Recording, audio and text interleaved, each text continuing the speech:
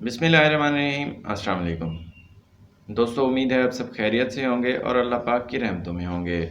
Saudi अरब का एक इदारा जिसका नाम जवाज़ात है, वो मुल्की और गैर मुल्कियों के सवालात के ऑनलाइन जवाब देता है, जिससे शहरी हमेशा मुस्तफ़ीद होते हैं। तो वीडियो शुरू करने से पहले जल्दी से हमारे चैनल को सब्सक्राइब करें और बेल आइकन प्रेस करें ताकि आप भी रहें हमारी हर खबर से बाखबर।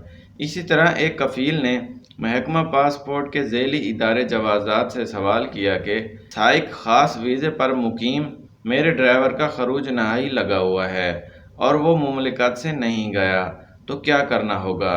जवाज़ात ने वजाहत पेश की कि खरूज नहाई के बाद सफ़र के लिए 60 दिन की मोहलत दी जाती है और उसे इसी मुद्दत के अंदर मुमलिकत से जाना होता है, बसूरत दीगर जुर्माना आयद किया जाता है।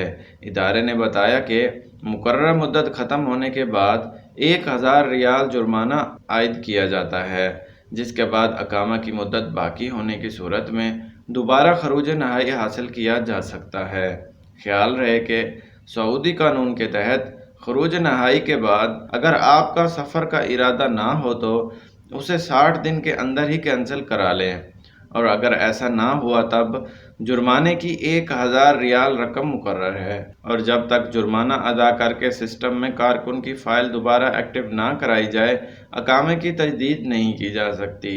इसी तरह खरूज नहाई की मुद्दत के दौरान अकामा ख़त्म हो जाए तो उसकी तजदीद भी लाजमी है। तो दोस्तों, ये थी सऊदी अरब से अकामे के हवाले से एक न्यू अपडेट जो हमने आपसे शेयर की। इसी के साथ इजाज़त दीजिए। देखते रहिए online services. Thanks for watching.